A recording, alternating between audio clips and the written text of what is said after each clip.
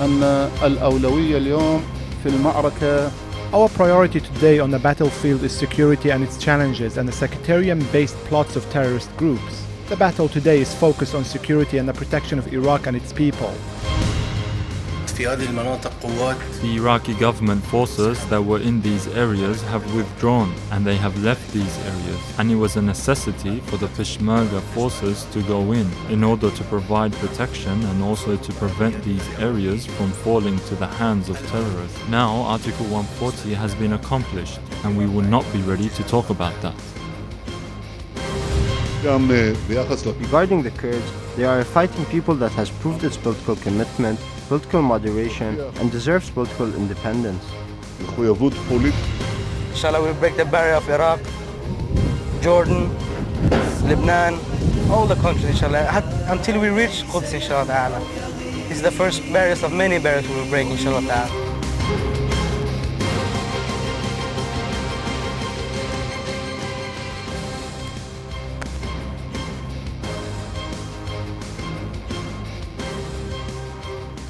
Hello and welcome to Between the Lines. I'm your host, Sergeant Preradovic.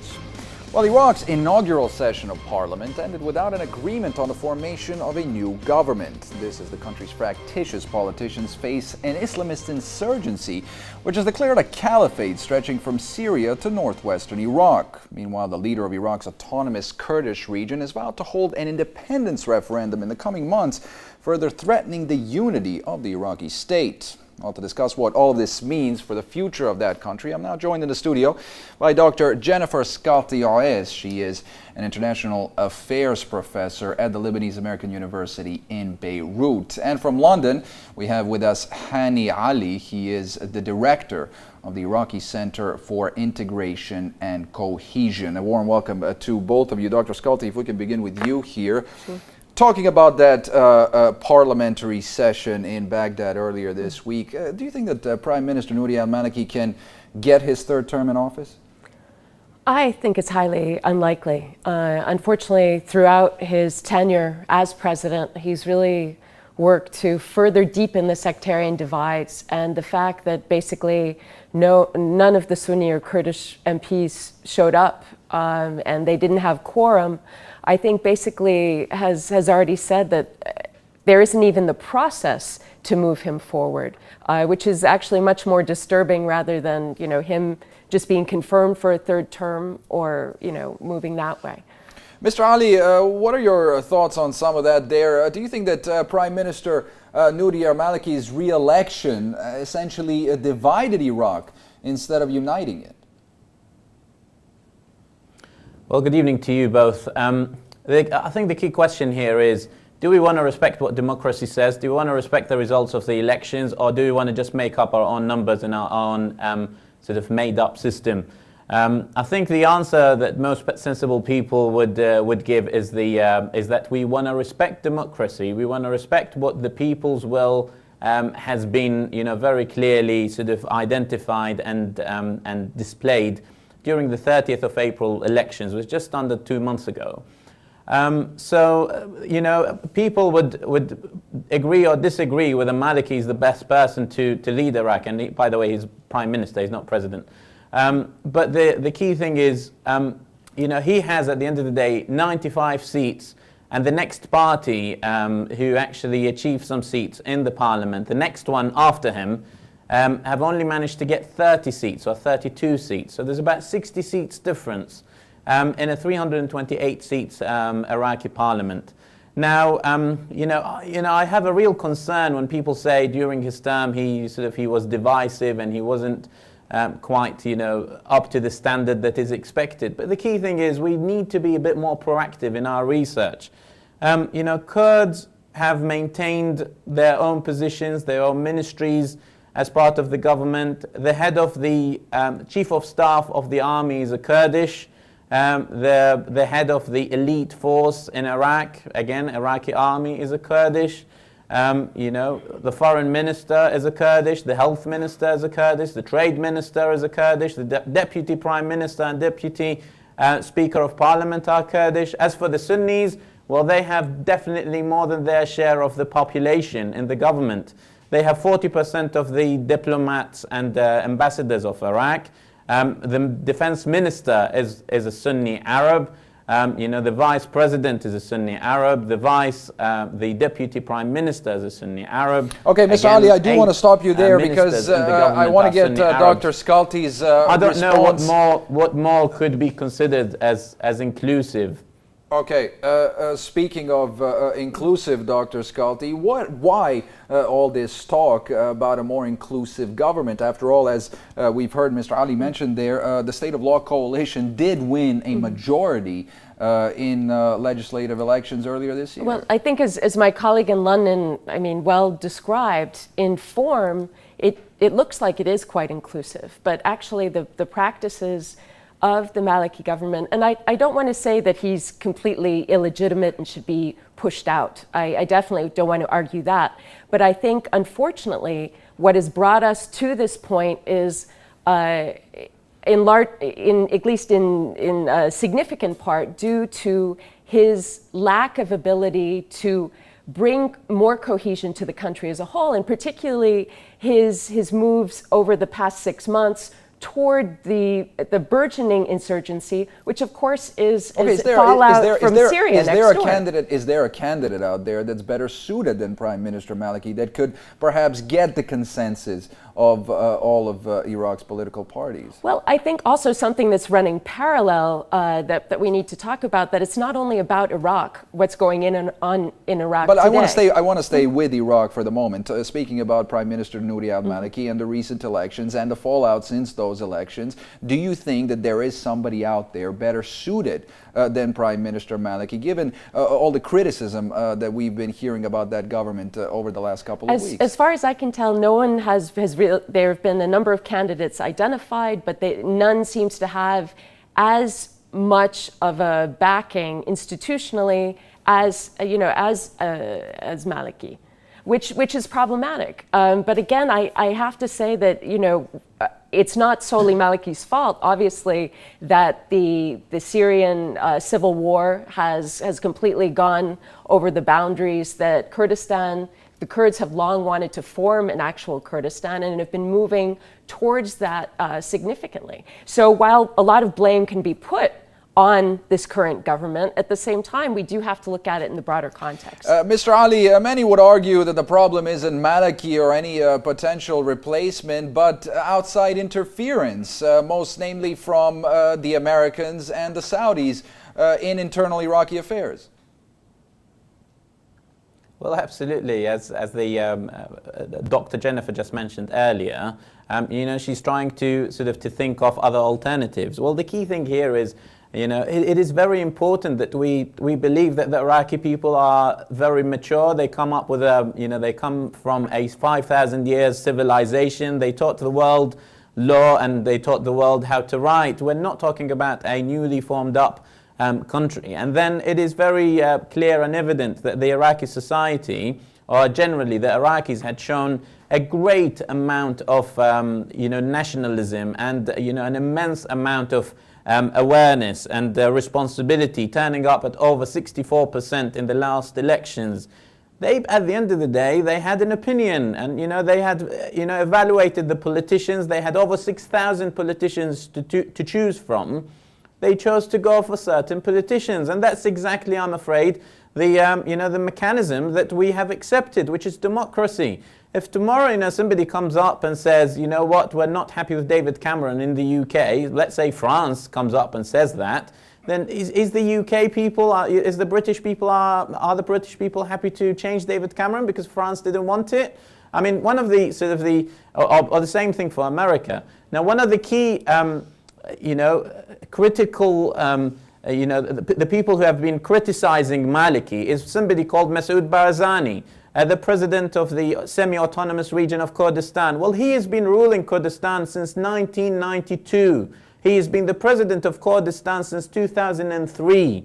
3 consecutive presidencies for him so far. Okay, and no Mr. sign Ali, of an I do alternative. want to His talk nephew- about the Kurdish just bear with me. region and the Kurds and Masoud Barzani in a moment. We'll get to that a little bit later on in the program. But Dr. Scully, going back to my earlier point about But the foreign key thing- interference, foreign interference in internal Yes. Iraqi affairs, more Absolutely. specifically by the Americans. Now, do you think that Washington, to a certain degree, is using this opportunity to get rid of Maliki, since he didn't allow U.S. Forces to remain in the country past 2012? No, I really think that Maliki has set up, again, in his inability to more inclusively govern the country, has set up a perfect stage for a Syrian conflict that is getting out of control. The role that I do see for the United States that it has played is, of course, you have to go back to the 2003 invasion. I was no fan of Saddam Hussein, but at the same time, the way that the invasion happened, that it happened at all, that no plan was put in place for what would go on afterwards. Unfortunately, that intervention, and then perhaps the lack of intervention or engagement in the Syrian conflict, has opened further the field for internationalization. I mean, just a good example of that, it seems already not only is the US giving Maliki's government fighter jets, the Russians are giving them fighter jets, and the Iranians are giving them fighter jets. They're really not. It's amazing. They're not doing enough, are they? Because when you mentioned the 2003 invasion, at that point nobody had asked the Americans to come and fix Iraq. But essentially, what ended up happening, they invaded the country. So you're arguing that they should come in and fix Iraq now? Well, that is the point that I'm trying to make. Because at that point, they dissolved the army, they destroyed the country, many would say, and now when they're being asked to help, they're laying the blame at Maliki's doorstep. I think also right now we have a president in the United States, Barack Obama, who is really a realist. And perhaps his hands-off approach is, to a certain extent, saying, listen, they're going to fight each other and we can stay out of it to a certain extent. That seems one road, but there are a lot of neocons, the very same people who pushed for the 2003 invasion, who are all over talk shows and in the newspapers in the United States saying how the U.S. should get very much involved again. And for me, that would be a catastrophe. Okay, let's move it over to London. Mr. Ali, starting with that 2003 invasion, did the U.S. essentially plant the seeds of what we're seeing in Iraq at the moment? Well, in 2003, nobody asked the US to go and invade Iraq. And in fact, many Iraqis were quite opposing to what the US decided to do. And in fact, they were the most, badly hurt victims of the US invasion at the end of the day. Now, let's put things right. Nobody is asking for US to put any boots on the ground. We're not asking for another invasion of Iraq. The Iraqis are very clear on what they're asking for. They paid for arms, they paid for contracts with the US and with other providers, with other weapon providers in the world. They paid for contracts from Iraqi money. It's not an aid and it's not a handout. They paid for it. It was agreed for it to be delivered to Iraq. It wasn't delivered. The US is dragging its heels. I mean, the Obama doctrine that people are talking about, which is pretty much, it's not really, sort of not doing much. He's being very not only hands-off, but completely detached from reality. I don't believe he's a realist, because for a very simple reason. Now, ISIS or ISIL, or however it's called, we don't believe they pose a threat to Iraq. In fact, we believe that the threat they pose to Iraq is much less than the threat they pose to the region and the threat they pose to the world as a whole. 400, probably 700 British passport-holding citizens fought with ISIS in Syria and Iraq. About 3,000 European American fighters with ISIS in Syria and Iraq. Now imagine how they come back, if they decide to come back, how they would deal with the system of the US or the UK. They're definitely not going to be happy. They've seen blood, they've seen killings, they've seen how to create bombs and fire guns and do whatever catastrophes that they want to do. So the key thing here to remember is, during Saddam's time, Americans and Russians sold over 300 fire jets to Iraq during Saddam's time. hundreds of helicopters. Now, Iraq has paid for them. Iraq has only got 10 fire jets that they have received recently from Russia, and only a handful of helicopters. To put things into perspective, well, how do you expect a country like Iraq, with over 30 million population, to defend itself if they have no air force? And I repeat, nobody is asking for boots on the ground, and we are only asking for something that we have paid for as Iraqis, and expecting the other party, which is the Americans mainly in this case, to honor their contract, to honor their word, and deliver what they have promised to deliver. Let's not take that out of context. Dr. Sculti, that's a good point there, because Baghdad did pay for a lot of weapons. A lot of help was promised by Washington that never ended up coming. Well, as far as I understand it, this is an explanation, I think, not an excuse, rather that Congress has been the one putting the brakes on it, which demonstrates the weakness of the U.S. system, but perhaps, highlighting again the regional nature.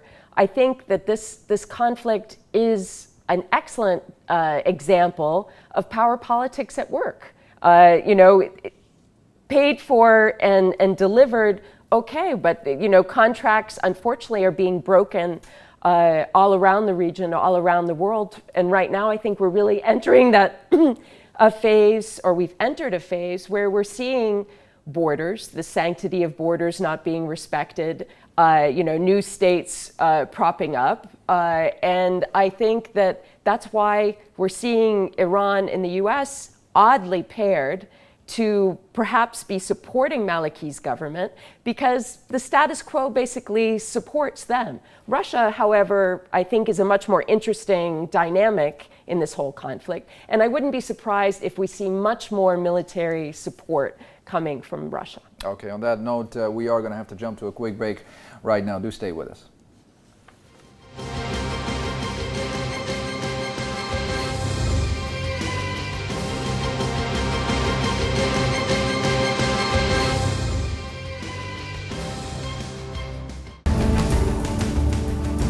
The crisis of capitalism, the European impasse, the energy shortages, the emerging power of Asia, the economic power of the Arab world, the economic debate, informative, revealing, and progressive. It discusses the economic event of the world. Economic debate, where the numbers reveal the truth. Time.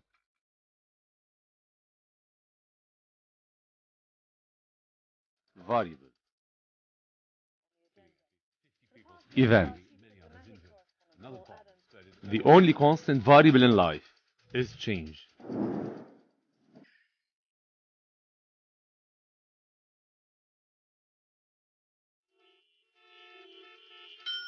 Broader perspective. Arguments and counter-arguments on our platform. Global Insights. The globe on our platform.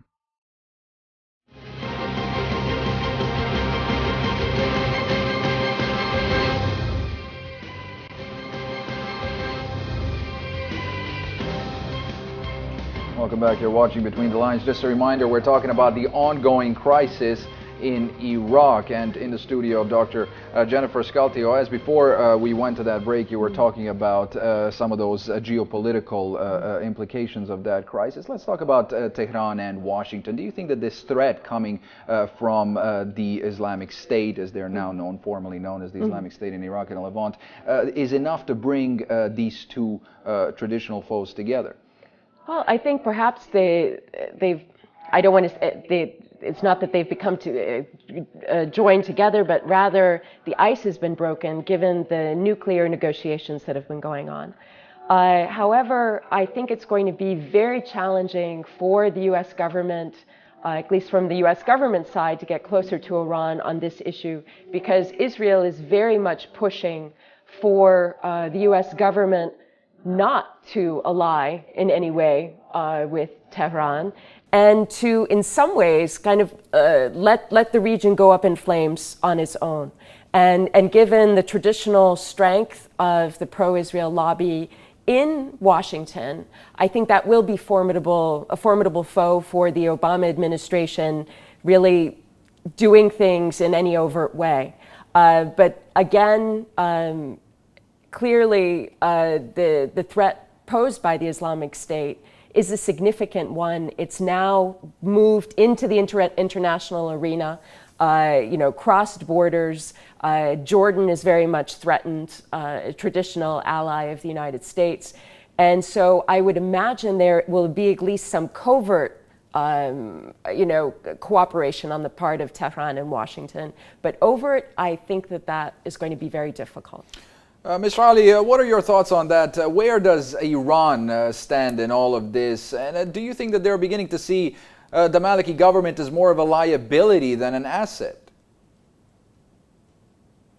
I think it's a very important thing that the US actually realizes that Iran is a key significant player in the region, and that the former players that the US has relied upon, namely Saudis and Qataris, have failed miserably in the Syrian front, and they're probably likely to fail on the Iraqi front as well. So it's definitely much better for the region if the US and the West would continue to have a more in-depth and meaningful dialogue with Iran. The key thing here is Iran, as any other country in the region, I believe that they would sort of see the threat of ISIS much more realistically and much more evidently than unfortunately the West and the US are seeing at the moment. Unless we are seeing that unless we say that the US actually has some influence over ISIS, which is probably unlikely, then the threat posed by ISIS to the Western world is so grave, and somebody has to do something about it. I think Iran definitely recognizes that, and that's why they want to make sure that, first of all, ISIS does not reach their borders, and secondly, they do whatever they can to stop their progress from one hand. From the other hand, Iraq again is a sovereign state. It's an independent state.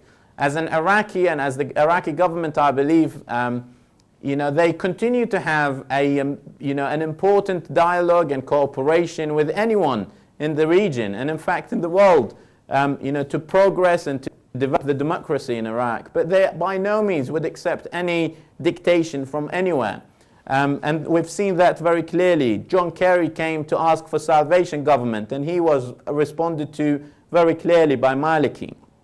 And actually the Iraqi politicians saying that we will respect the elections and the election results. The Saudis, the king a few days ago, King Abdullah, said that I will exert pressure on Sunni politicians to attend the first session of the parliament. Now he's very overtly and clearly saying that first of all he has influence over them. Just interrupt you and secondly, he's going okay, to Mr. Ali, I do want to give Dr. Sculti. Dr. Sculti wants to make a point on some of what you're saying. Jump in. With all due respect, while the sovereignty of Iraq is there on paper, I think it's almost a definition, an example of a failed state. It has lost control over almost half of the territory of its borders. Those are actually unconfirmed reports. I mean, it isn't exactly clear. We have Kurdistan. No, it's not exactly clear, but I think that only proves my point further, that unconfirmed reports of what they have control over. I think a failed state, and again, with the U.S. perhaps, making some deals or cooperating with Iran, Iran is also seeing some of the fruit that it sowed with trying to make Hezbollah the dominant player inside of Lebanon, backing up Assad's government, over time when perhaps it would have fallen. And also Assad himself, a number of reports that he himself not only ordered to let out a number of Sunni fundamentalists, but has also funded them. That's really pushing it. I mean, that's quite a stretch to suggest that somehow So that somehow the U.S. and Iran is able to do strange covert activity and the Assad government is not? Come on, let's be adults here and know that all of these players are capable of doing significant covert actions in order to bolster their regimes. It is very difficult to imagine why it would serve the Damascus government to allow this fundamentalism to grow in both Iraq and Syria. But Dr. Ali, if I can get your response to some of what Dr. Sculty said there. Well, first of all, if you rely on unconfirmed reports, then you can, create a completely different world than reality. I would ask, when was it the last time that Dr. Jennifer Scolter Oasis visited Iraq? When was it that you set foot on Baghdad? I tell you direct reports that I actually spoken to people in Iraq today and on a daily basis. First of all, you might look on the map and see, wow, some significant chunks of Iraq has gone. Actually, most of them are unpopulated. The heavily and densely populated south, which accounts for about 70% or 75% of Iraqi population, is completely out of the hands of ISIS. The only region that ISIS control at the moment is the town of Mosul. Tikrit was retaken. Beiji was never under their control. Diyala and its surrounding areas, they never had full control over it, and it has been retaken. The areas, from Baghdad to Samarra has been completely secured, and the video footage was very clear. The video footage of the Beiji refinery was very clear, that the ISF or the Iraqi security forces have full control over it. If ISIS control little towns, spotted or sporadically around Iraq, first of all, that does not make them hold half of Iraq or a third of Iraq, and secondly, it's not even populated areas, so they can hold it as much as they want. At the end of the day, it's just a desert. On the other hand, we're not saying that peoples do not, or regional players do not have influence in Iraq. What I'm clearly saying is, if it was up to Iran's will, then they would probably bring Iraq nearer to the system or the regime that they have, the type of government that they have. Well, they did not do that. If it was up to the Americans, they probably would have preferred someone who's secular rather than somebody from the Islamic Dawah Party to rule Iraq for the past 8 years. What I'm saying is Iraq has very clearly proven itself as a sovereign country. Yes, we're facing a grave danger, exactly as the danger that the US, which has 100 times, which spends 100 times more on its defense than Iraq, faced in 9/11. We actually see the same threat that the UK saw on 7/7, and the UK spends 10 times as much as Iraq on its defense. So the idea that we're facing terrorism is very clear, but on the other hand, the sovereignty of Iraq, mainly in the heavily dense areas and populated areas of the south, is completely under the government. Baghdad, the capital, and the surrounding, or the so-called the Baghdad outskirts, Baghdad is completely under the security forces. Apart from Fallujah and Mosul, okay, Mr. Ali, I do. Let me cut you off right there. Let me cut you off. I just need to cut you off right there because Dr. Sculty wants to jump in, Dr. Sculty. Go ahead. I never claimed to be an Iraq specialist. Rather, I'm an international relations specialist and a specialist on U.S. foreign policy. So my comments have been very much more international, while yours have been on the inside, the forum, etc. of Iraq. I do not want to say that I don't want Iraq to be sovereign or to have its sovereignty. Rather, I feel that right now, given all of the information that one can gather, and very solid information, that it is in tenuous control of its sovereignty.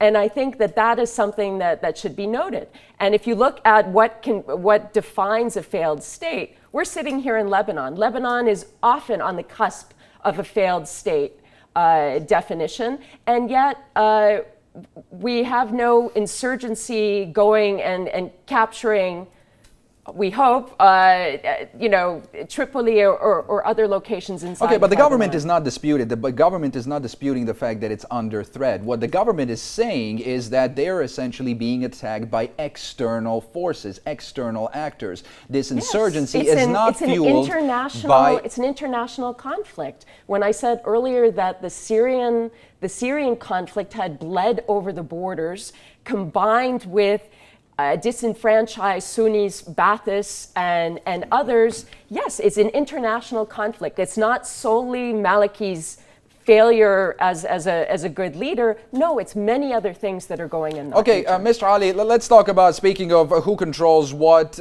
these Islamic State militants, formerly known as the ISIL, have decided to declare a caliphate between stretching from Syria through to Iraq. Like you said, they don't control all of that territory, not even close. Why have they decided to do that now, do you think? Well, I think there are multiple layers into what they have decided to go ahead with caliphate. First of all, you see, the problem I have is exactly this. If we listen to reports, then you will have, completely contradictory reports. If you want to get the facts from the ground, we really need to be a lot more proactive, like I said, to get the exact information. Now, they are taking heavy losses in Iraq. In fact, the ISIS losses in Iraq are much greater than the losses they faced in Syria, because there were some negotiations between the government at the time or the government of Assad and ISIS. In Iraq, they are taking heavy losses for a very simple reason. First of all, the government has a very strong backing from the population, and clearly demonstrated by the elections. Secondly, the local government in Anbar, in Mosul, in Tikrit are Sunni local governments. They are elected from the people. They are actually people of that area.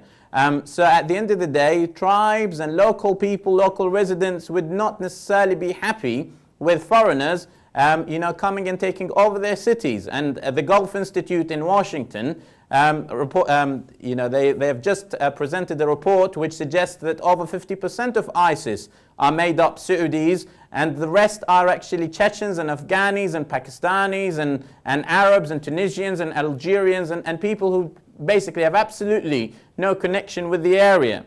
So the key thing here, which we really need to be careful about, is that they're taking heavy losses, but yet they still, on the media, seem to present themselves that kind of, sort of big house of cards, if you like, that really doesn't exist on reality. Yes, they have a lot of resources, they have a lot of fighters. To counteract what's happening on the ground, they need to make media buzz. So first of all, they create this caliphate, and here we go, we are talking about it, and the media talks about it. And secondly, they try to achieve slightly higher legitimacy by saying, look, we're going to bring back what we have lost 100 years with the Ottoman Empire completely falling apart. We're going to create a caliphate, and that is definitely an attention-seeking, young, people attracting a strategy, I believe. And the key thing is here, when they said caliphate, when they said the Islamic State in Iraq and Syria or Levant, they were really focusing on these areas.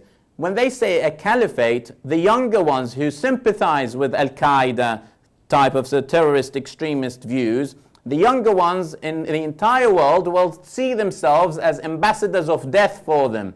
They will say, okay, here we go, we have a caliphate. Why do I need to go to Iraq or Syria to go and fight, the infidels or the Americans or the British? I am here in the US, or I'm here in Dr. Ali, let me jump in there and bring the discussion back to the studio for a moment, if I may, just to cut you off. Dr. Sculty, now speaking of that reality that Dr. Ali is talking about there on the ground, is this declaration a caliphate that's doomed to fail from the start? I think that we have definitely a point of agreement here. On the one hand, it very well may be much more of a house of cards than it is, a strong, organized proto-state, a state in the making. But that said, the Maliki government itself, in order to get the resources and this international support it needs to fight what is an insurgency and an internationalized insurgency, needs to hype up the threat of this insurgency. And so, in a sense, his government is between a rock and a hard place. To talk it up, to try to get the support of the Americans to fulfill their military contracts, the Iranians and others, they have to make it seem that this threat is a threat not only to Iraq, but to the whole region. Which it most certainly is.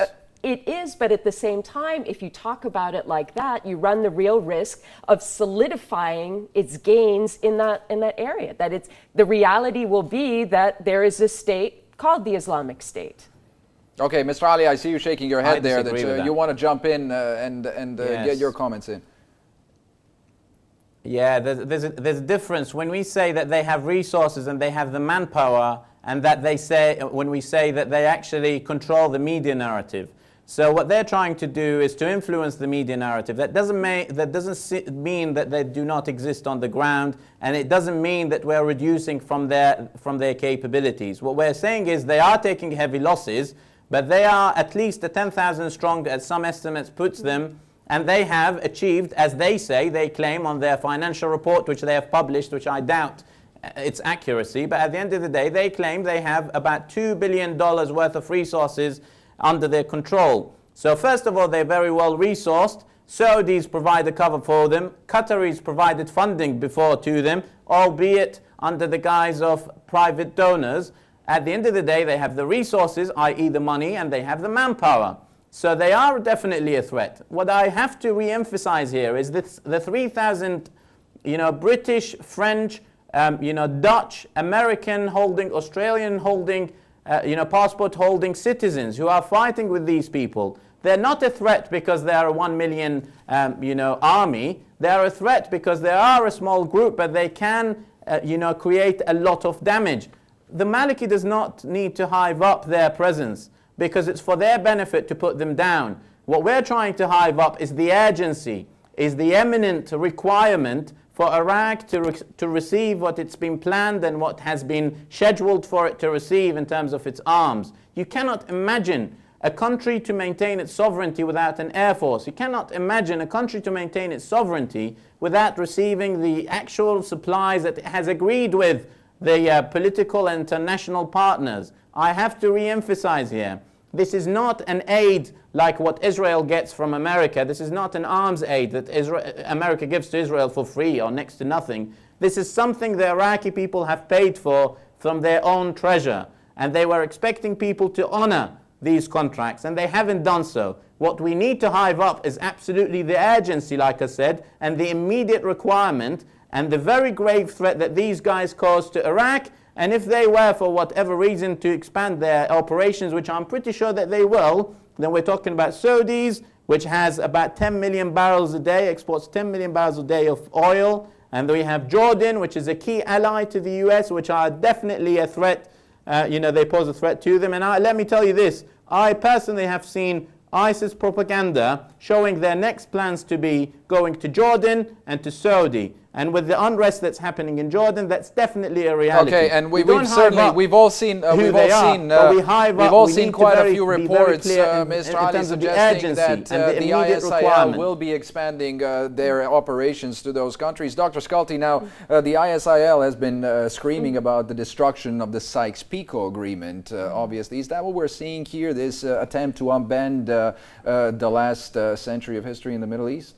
Well, I think it's Sykes-Picot for the region, but again, putting it in a broader international context, we're seeing borders not be inviolable the way that we long thought that they were, meaning long thought from World War I, World War II, the past 100 years. And so border pressures that we're seeing around Ukraine, Crimea, border pressures, China and its maritime borders, China, Russia, and Japan. I think that is a challenge, but for the region here, talking about dismantling the Sykes-Picot Agreement, with at least in publicly, people despise. But at the same time, those borders have been what people have gotten used to, and definitely the rulers or the ruling classes throughout the Middle East find them to be, for the most part, amenable to them staying in power. So we're going to see those changes. It also guarantees a certain degree of stability in the region. It does. Do you think that essentially the borders between Syria and Iraq have ceased to exist, that this battle has been enlarged? Now, that's what you were saying I would ask earlier. my colleague, all the reports that I've seen is that effectively the border is very, very porous right now, but the border is also porous basically all the way around Syria, with perhaps the exception of the occupied Golan Heights. But the fact, again, that ISIS has said, we're establishing this state, we're ignoring the border, one might say, at least for the time being, that ownership is possession is 9/10 the law. Mr. Ali, talking about new borders, have the Kurds been given a golden opportunity here to create their own state as a result of this crisis? Well, if we understand that the majority of the Kurds actually reside in Turkey, and the second majority resides in Iran, and it's only the third majority of Kurds are in Iraq, then it's a bit of a red herring to say that, that the Kurdish in Iraq are going to have their own state, because the majority of their people at the end of the day will be living in foreign land, unless they were to take up chunks of Turkey and Iran as well, which is something quite difficult for them to achieve. I concur with Dr. Jennifer that borders mean nothing to ISIS. They do not recognize borders, and in fact for that reason very specifically we say that as they do not recognize borders, as they do not recognize sovereignty of nations, they are a threat to every possible nation on this world, on this globe. And that's exactly our argument. On the other hand, yes, the Kurds, unfortunately, they have abused and misused the immense freedom that they have achieved under this government, this very key government, this very specific government that they have been criticizing for quite a while. They have achieved much more than they could have dreamed of. They have achieved much more than they are actually on the ground. They have achieved more than their population. Again, they almost have a third of the power, but they only constitute about 12 or 13% of what Iraq is. Of course, well, Mr. Ali, if I can stop you right there, and I just want to ask you, do you think, there have been a lot of reports suggesting that the KRG leadership went a step further here, that they actually collaborated with Islamic State militants in order to have, during this crisis? Well, I can tell you certain examples.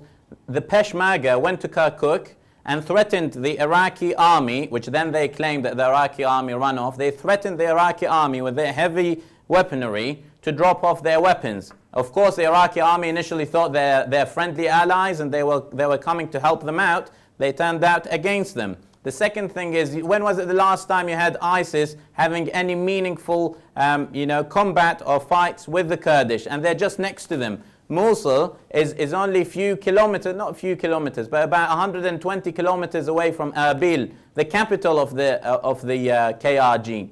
When was it the last time that the KRG actually took fight against against ISIS in areas that was originally mixed? For example, Diyala and Mosul. Yes, there are some skirmishes, I would say, in Jalawla, part of Diyala, but hardly anything. And in fact, they do more than that.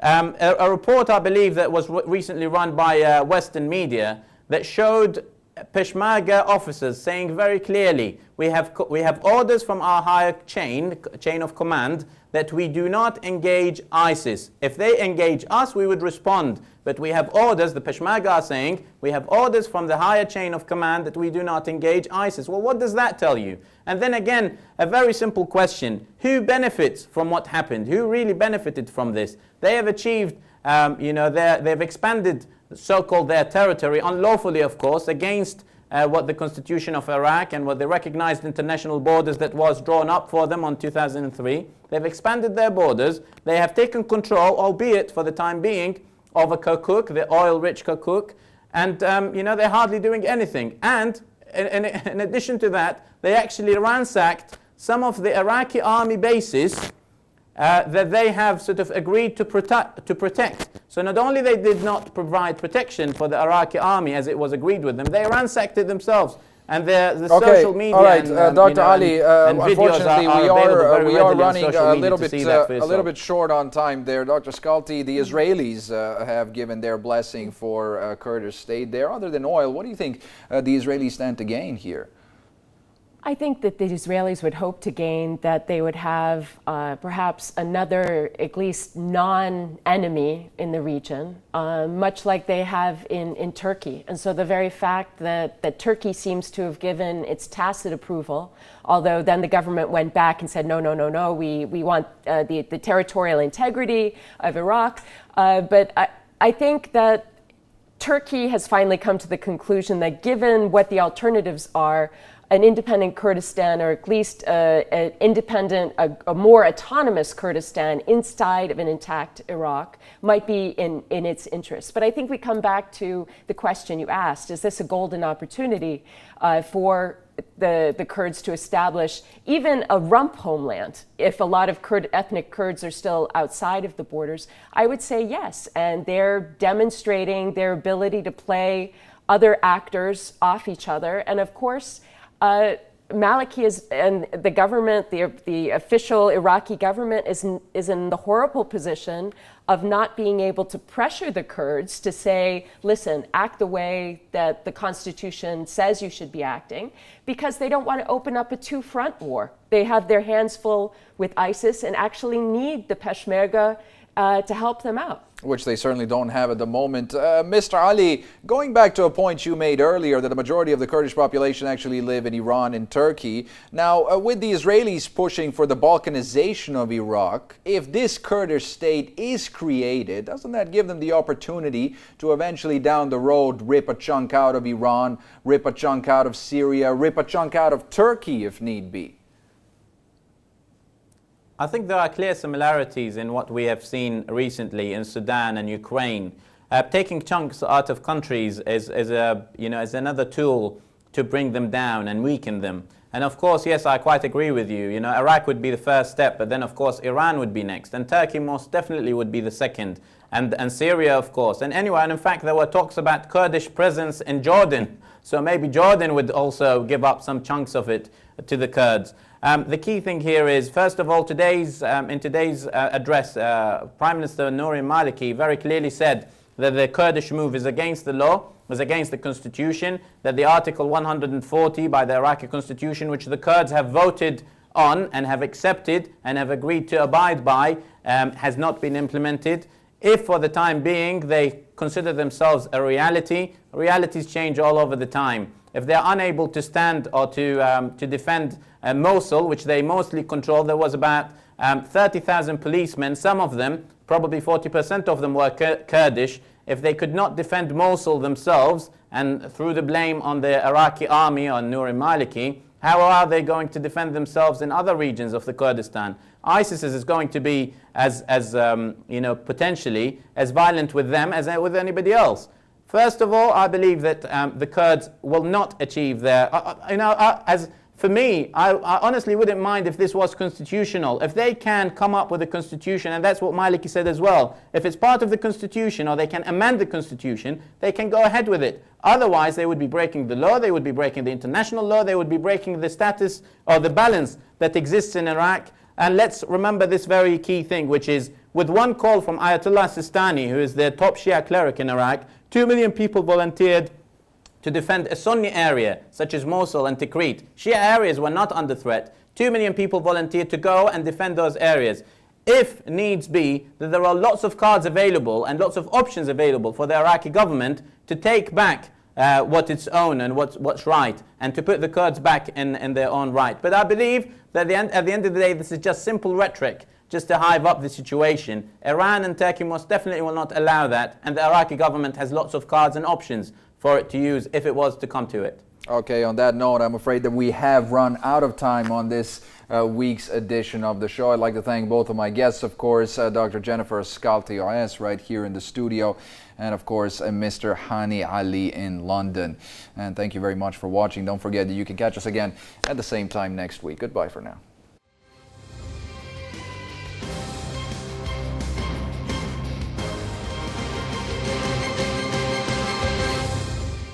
أن الأولوية اليوم في المعركة. Our priority today on the battlefield is security and its challenges and the sectarian-based plots of terrorist groups. The battle today is focused on security and the protection of Iraq and its people. The Iraqi government forces that were in these areas have withdrawn, and they have left these areas, and it was a necessity for the Peshmerga forces to go in order to provide protection and also to prevent these areas from falling to the hands of terrorists. Now Article 140 has been accomplished, and we will not be ready to talk about that. Regarding the Kurds, they are a fighting people that has proved its political commitment, political moderation.